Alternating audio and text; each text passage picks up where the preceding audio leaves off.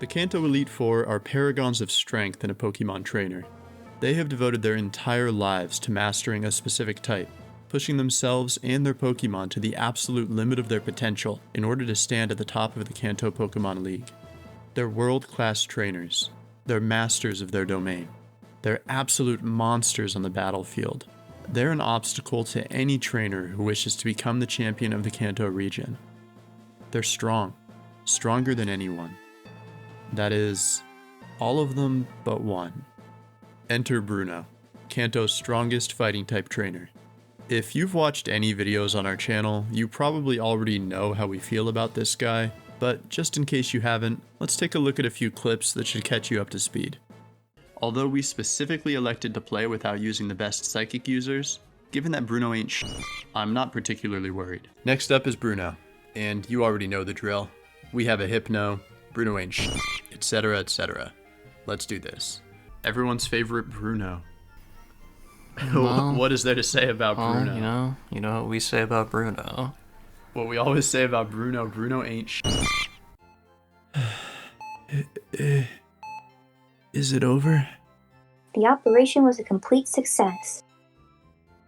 Oh, good. Wait, where's Bruno? Andrew, who do you think gave you that kidney? Oh no, Bruno.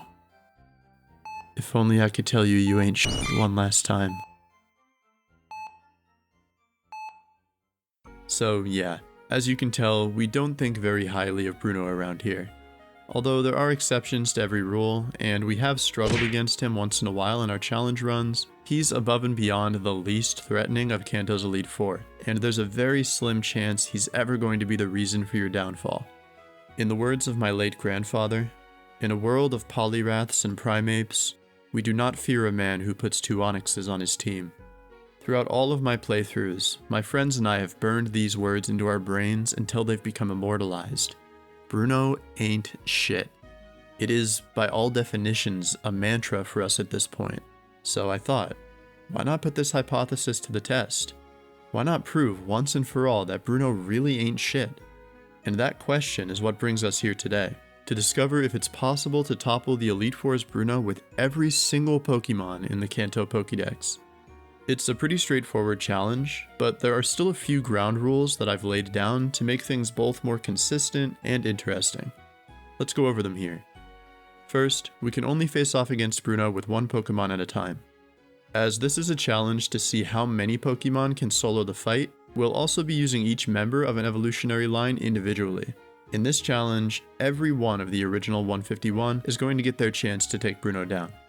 With that being the goal, I've also decided that Pokemon can be taken to their theoretical highest potential to give them their best shot. This means that my Pokemon can be leveled up to 100, IVs and EVs can be maxed out, movesets can be optimized, and held items can be used. I know that this rule will make the fight trivial for most Pokemon, but there are some that need every advantage they can get. Given that I want to keep the rules consistent, this means that every Pokemon can theoretically be at their strongest. While it's no mystery that a level 100 Mewtwo can solo a team in the 50s or 60s, I hope the challenge of winning with some of the weaker Pokemon will keep things interesting. But this doesn't mean I'm allowing everything. There are some moves that nearly any Pokemon can learn by TM, and I've decided to ban 3 of them for this challenge. First of these is my patented duo of Double Team and Attract. The reason for this one is simple. With lowered accuracy, any fight becomes possible, and even probable, with just a little luck. To avoid the temptation of setting up Attract, 6 double teams, and praying, I've decided to ban them entirely from this run. Along with these, I'll also be banning the move Hidden Power, as it can be learned by almost everyone and can do damage of any type. I don't think the challenge would be very fun if every Pokemon could guarantee super effective damage on each hit, so we're not going to use it. Besides these, I'm allowing all other moves, even if they're similar to the ones above. For example, if a Pokemon can learn Smokescreen or Sand Attack naturally, I'm not against employing it in my strategy. I've also decided to allow the TMs Toxic and Protect because, while almost everyone can learn them, they have a much fairer trade-off in using them. Finally, I'll also be banning the use of any items besides held items, so no stat boosting or healing this time around. Once we've entered the battle, we have to beat Bruno with the Pokemon as they are.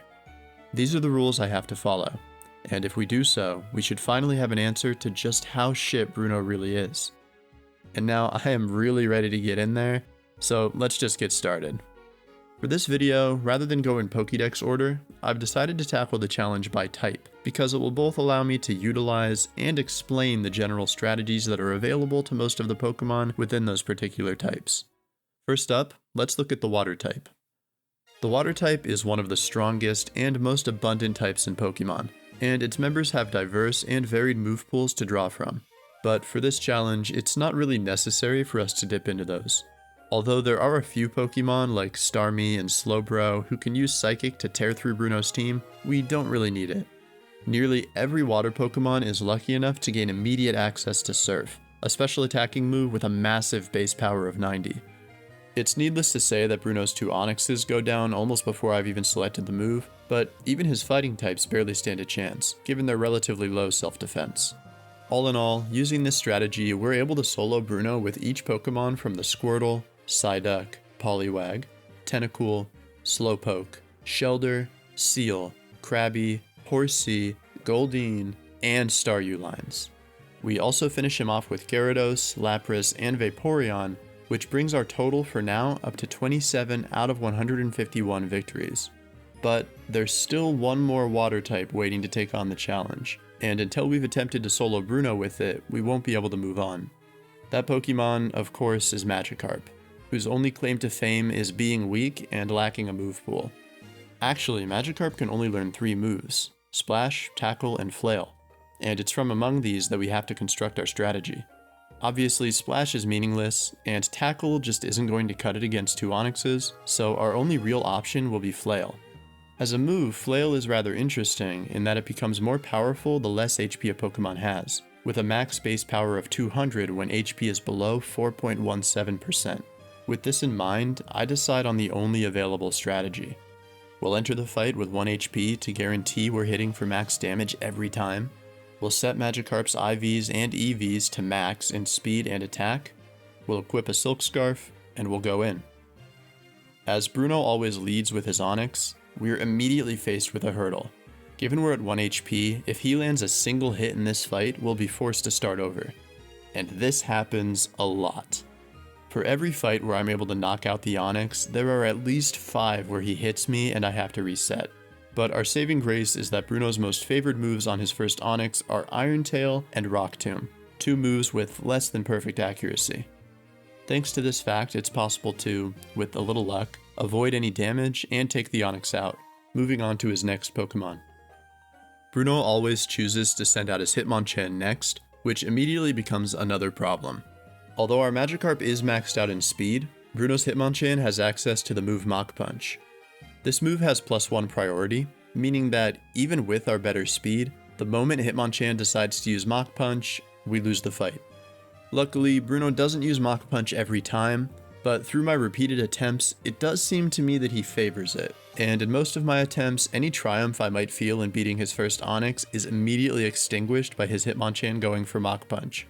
The silver lining is that if the Hitmonchan doesn't go for it, Flail is strong enough to take it out in 1 hit, after which the Hitmonlee and Machamp also fall to a single hit. And once that's been done, Bruno will finally send in his second Onix.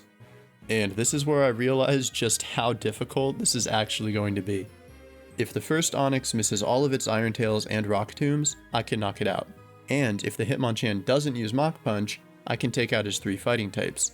But there's still the second Onix. And unfortunately for us, Bruno seems to realize at this point that using his 100% accurate Earthquake is the better play, which makes things a lot harder. Essentially, after everything we've done, all we can do is hope that Bruno chooses and misses Iron Tail enough times for us to finish him off.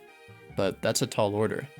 All in all, I think I attempted this about 1,000 times before I decided to activate the sacred power passed down to me through the generations: save states. Of course, this decision mostly delegitimizes any victory we may find with Magikarp, but more than anything, I just wanted to prove it was possible in the first place, and so I set up a save as he brings out the Onix, and try to beat it from there. Even with this advantage, it still takes a really long time before we see any results. As a point of reference, I was able to watch the entirety of Prince of Egypt, slept on movie by the way, and listen to half of King Cruel's Space Heavy before the stars aligned. But align they did, and after all of that struggle, we finally get a lucky break to finish off Bruno's Onyx and prove that soloing him with Magikarp is actually possible. So, obviously, we didn't get this one totally legitimately, but I'm okay with that. Even for someone with as little going on as me, there are other things I'd rather do than spend a month banging my head against this wall, so I'm just happy to have shown it could be done, theoretically. As for our score, I'm just going to add a 0.5 to the end of it to represent the ambiguity, and leave it at that. Oh, that was a lot of work, but so far we've only finished one type, so how about we move on? Next up is the fire type, which ends up being pretty uneventful for reasons similar to water. Bruno doesn't have much special defense, and with all of the members of the fire type being decently strong in special attack while also having access to flamethrower, the fight with Bruno doesn't add up to much more than pressing A and profiting. Doing this, we're able to clear the fight with the Charmander, Vulpix, Growlithe, and Ponyta lines, along with Magmar, Flareon, and Moltres. With these victories, our total rises by 11, bringing us up to 39.5 for the moment. And to continue from fire, let's look at the final type of the starter trio, grass. With this type, our primary strategy will be Giga Drain, a 60 base power move that also recovers HP for whoever uses it, supplemented by powerful moves such as Leech Seed, Petal Dance, and for the Execute line, Psychic. Just like the other special types so far, Bruno isn't able to put up much resistance, and we managed to beat him with the Bulbasaur, Oddish, Bellsprout, Paris, and Execute lines, as well as with Tangela, to bring our current total victories up to 53.5. The flying type is also an easy sweep, and this is mostly for obvious reasons. Given the type's strength against fighting types, the flyers in this game are able to knock out his trio of fighting types with their choice of Wing Attack or Drill Peck. And although you might think that this is where Bruno's decision to add 2 rock types to his team would finally pay off, it isn't, as the flying type's easy access to Steel Wing gives us a super effective option that, while not strictly necessary, gives us a chance to drive Bruno just a little bit further into the ground. With this strategy, we're able to clear Bruno with the Pidgey, Spearow, and Doduo lines, as well as with Farfetch'd, to bring our total up to 61.5. Moving on from the flying types, I want to tackle the normal types next. Defensively, it has to be said that Bruno has a bit of an advantage here, but that won't mean so much when we're allowed to max out our speed. Additionally, normal type Pokemon have the advantage of vast and varied move pools that can guarantee super effective damage against almost any enemy, with Bruno being no exception.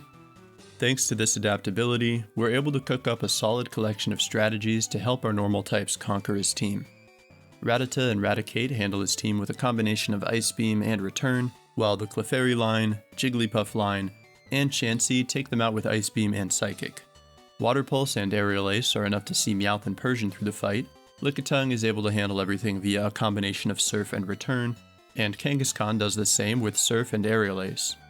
For Tauros and Snorlax, 2 hard-hitting physical attackers, we don't need anything more than Earthquake to finish the job, which leaves us with only our 2 relatively weak single-stage normal types, Eevee and Ditto. In Eevee's case, it's actually a lot easier to beat Bruno than I would have assumed, and with a combination of Iron Tail and Return, we end him within seconds, and are left with only Ditto to finish off the normal type. Although it is a normal type, Ditto's uniqueness kind of separates it from the other members of this group, and for that reason, I've decided to hold off on talking about it until the end of the video, so you'll just have to wait a bit more to see how that went. But let's take another look at the score. Although we used a lot of different strategies to do it, we managed to beat Bruno with most of the normal types, and have brought our score up to 75.5, or just about half of the Kanto Pokedex. Moving on, we have the Poison type, which has more variety in terms of its moveset than I would have expected before attempting this challenge. But at the end of the day, their relatively high special attack is enough to carry us through with whatever moves a particular evolutionary line has available. Ekans and Arbok breeze through the fight with Sludge Bomb and Iron Tail, while all of the Nidos finish Bruno off with a combination of Sludge Bomb, Ice Beam, and Earthquake. The Zubat line manages well enough with our classic flying combination of Steel Wing and Wing Attack, and we even get the chance to use Giga Drain on Grimer and Muck to supplement their Sludge Bomb. Coughing and Wheezing are the last poison types we tackle Bruno with, and although I try to beat him with only Sludge Bomb and Smokescreen, it ultimately doesn't work out. In response to this failure, I end up going for a bit of a strange set and teach both of them Flamethrower to use against the Onyxes, with Sludge Bomb being enough to handle the fighting types. We get the victory with both of them and bring our total score up to 89.5. Next on the docket are the ground and rock types, which I've decided to combine here for simplicity's sake and because, come on, they're practically the same thing anyway. The major weapon in this type's arsenal is Earthquake, which, with 100 base power and at least neutral damage on Bruno's entire team, functions more like an energy sword than a Pokemon move, one-shotting everything it comes into contact with.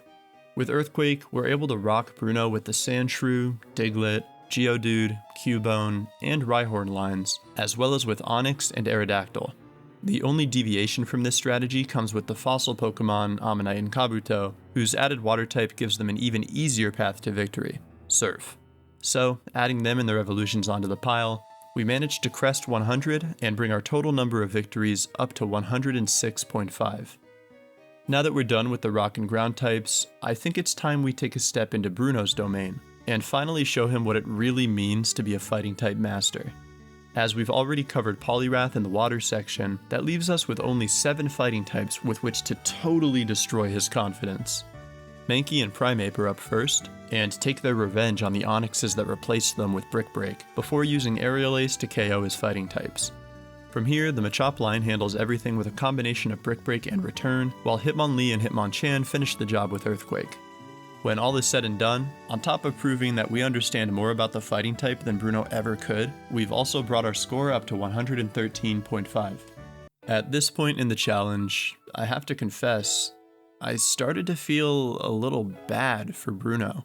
Maybe it was the fact that we had just outperformed him with his own type, or maybe it was that our level 100 Pokemon with their busted stats held an obvious advantage over the SOB. Maybe it was just that unbearable to look into his eyes. Either way, I started to wonder if maybe this was a pointless endeavor after all. What was I doing to this man? What was I trying to prove? Was this really some grand, noble quest to tear an overconfident fraud from his unearned throne? To show everyone that I was right?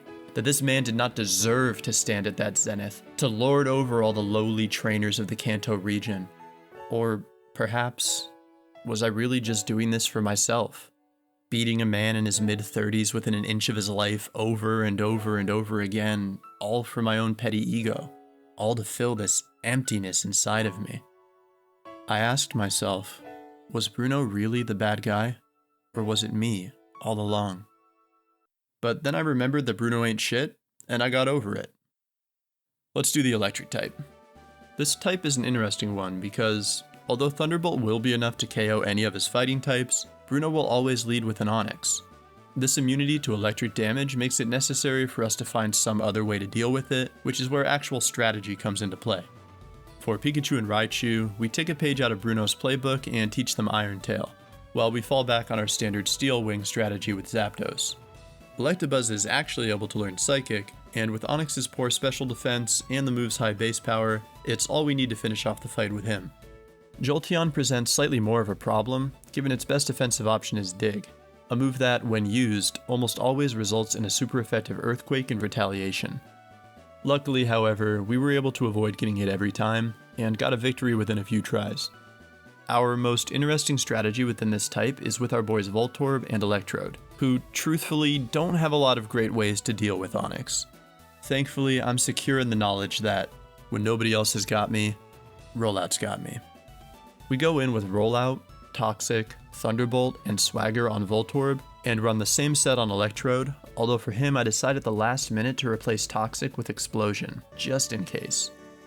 From here, the strategy revolves around hitting Swagger to lessen the chance of his Onixes hitting Earthquake, tossing up a Toxic for Voltorb, and then letting Rollout do its thing for as long as possible. Although it takes a few tries, this is enough to handle his Onixes with both Voltorb and Electrode, after which we clean up his remaining fighting types with Thunderbolt and secure our wins. This makes me happy, not only because it brings our total up to 120.5, but also because it gives me one more example of a successful rollout strategy to hold over Eric and Mike's heads. Who's the pointless strategy now, huh? The next few types are pretty simple, so I'm just going to speed through them here. We already covered most of the ice types at the beginning of the video, leaving us with just Jinx, who tears through everything with Psychic, and Articuno, who does the same with Ice Beam. The members of the Ghastly line are the only ghost types, and between Hypnosis, Dream Eater, and Psychic, they all have access to a strong enough psychic move to finish off the fight without any issues.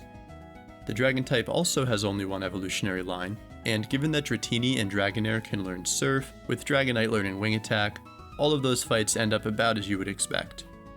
When all is said and done, finishing these 3 types sets our current victory count to 128.5, and also brings us to the door of our next great challenge, the Steel type. Magnemite and Magneton are the only Steel types in the game, but they're positioned at a very odd juncture in the type's development. Basically, although the addition of the Steel type to these 2 Pokemon does give them a few new resistances and weaknesses, that's about the only thing they get. When it comes to their movesets in this game, they still essentially function as pure electric types, without a single damaging Steel type move to be found in their arsenals. Because of this, we have to shift our strategy a bit, focusing on survival above all else. To accomplish this, the first 3 moves I add to their sets are Reflect, to cut down on damage from Earthquake, followed by Toxic and Protect, to whittle away at his health the best we can. As we only have 1 slot left, and have yet to teach them a real damaging move, I decide to go with Return for the 4th move, which I think has the best shot at getting us the victory. It takes a few tries, but thankfully, the defense boost from Reflect is able to mitigate most of Earthquake's damage, and with the help of Toxic, we're able to whittle away the Onix's health and finish Bruno off with both Magnemite and Magneton, which brings our total up to 130.5. Now let's see what we have next. Do I even need to say anything? And now, we finally made it to the last type in our fight against Bruno. The Bugs. I waited until the end to cover this type because it contains our greatest challenges yet: Caterpie, Weedle, Metapod, and Kakuna.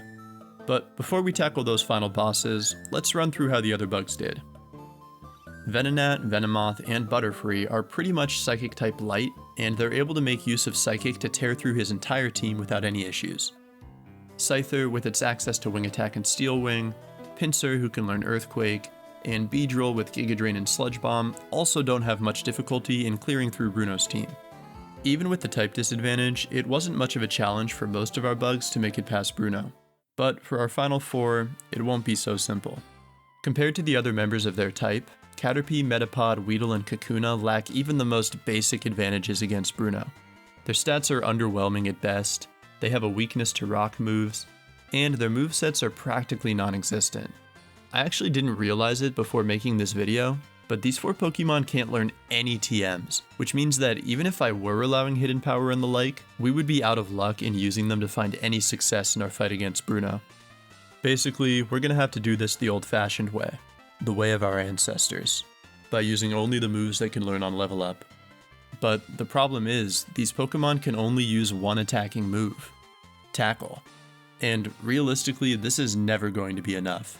It's a 35 base power move that deals reduced damage to both of his Onixes, and that's not even to mention its insulting 95% accuracy. But what if there were another way? What if we had access to a move with higher damage, with higher accuracy, that dealt equal, unbiased damage to every type in the game, all while dealing less recoil damage than it has in the entire series? What if such a treasure existed? What if we used Struggle? Realistically, this is our only option if we want to win. So without wasting any time, I lower my Pokemon's PP, max out their attack stats, equip them with leftovers to keep them alive for as long as possible, and go in. Metapod and Kakuna are, as might be expected, much easier Pokemon to accomplish this insane goal with. Thanks to the fact that they can learn Harden, all we have to do is run its PP down to 6, buff up our defense to the max, and patiently wait for our struggling Cocoons to wear away Bruno's team and earn a victory. Caterpie and Weedle, however, are a slightly different story. Even with its neutral damage, Struggle doesn't do much, and while we chip away at Bruno's health, he has every chance in the world to knock out our Pokemon and end our dreams of victory. Rather than take a look at everything that could have gone wrong in these battles, I think it's a better use of our time to look at the runs that finally went right, and show just how unlikely it is for us to get a victory with these 2 Pokemon. To Bruno's credit, he actually goes for Rock Tomb pretty often against Caterpie, which does a decent amount of damage. But thanks to the HP regained through our leftovers, it doesn't take very long for us to take out the Onix. Hitmonchan is hit or miss, but with some luck we're able to beat it, at which point Bruno sends in the Machamp, our main hurdle for this fight. This time around, we get lucky when Bruno decides to go for bulk up instead of a damaging move, and after recovering some HP, we take it out with a lucky crit. The Hitmonlee comes out and misses its first Mega Kick, which saves us some health and gives us time to finish it off. The second Onix commits to Double Edge, which is totally fine by me, as it adds self-damage to our struggle, bringing Onix low enough for Caterpie to get the KO. In the end, defeating Bruno with Caterpie ended up being pretty manageable, but Weedle is another story. Although it doesn't take quite as long as with Magikarp, I spent about 40 minutes redoing this fight with Weedle before I was able to knock out the first Onix without taking so much damage that we fainted immediately afterward. But after all of that strife, we finally get a round where Weedle still has most of its HP when the first Onix faints, and that luck carries over into the Hitmonchan, who misses its Rock Tomb before going down to struggle. Machamp is able to get 2 cross chops on us before going down, but I'm okay with that. As long as we're able to survive the Hitmonlee, I have a good feeling about our chances. The Hitmonlee comes out, and though Mega Kick does a ton of damage, our good luck streak continues, and we land a crit struggle to knock it out. The final Onix comes out, and it goes straight for Earthquake. In a battle of epic proportions, in which our tiny Weedle gives it everything his tiny body has got to struggle against this rocky Goliath, he manages to tank 3 Earthquakes, land a high roll on his last struggle for the KO, and survive the recoil damage with 1 single HP to topple Bruno for good and prove that nothing is impossible. That's it for the bug type, and with it finished, our total number of victories over Bruno rises to 149.5 out of 151. But there's still one more. Ditto. That's right, little guy. I didn't forget about you. I saved Ditto for the end because it's really the greatest challenge of this video. In its standard form, it's a weak normal type with no usable moves, and once it's transformed, it'll be stuck as a copy of our enemy's leading Pokemon with all PP reduced to 5. In this case, that means that we either have to solo Bruno with a struggling normal type, or force our little buddy to become Bruno's Onix and fight that way, neither of which are great options. And everyone, I tried. I really did. Even with a max defense struggling Ditto, Bruno's Onix tanked enough hits and dealt enough damage that, by the time we beat it and forced out his Hitmonchan, one counter or Sky Uppercut was enough to KO our tiny friend. Although I tried a few different stat spreads, from high attack to high defense and HP, the result was always the same. Bruno, although he still ain't shit, was at the very least capable of swinging down and defeating a defenseless enemy. And as for the transforming strategy, it's a bit of a non-starter. Unfortunately, Transform doesn't only copy an enemy's type and moveset, it copies all of its stats other than HP at the same time. Essentially, when we transform into Bruno's Onix, we become that Pokemon in every respect but level, and after spending an entire video proving how easy it is to beat that Onix, you can probably imagine how this goes.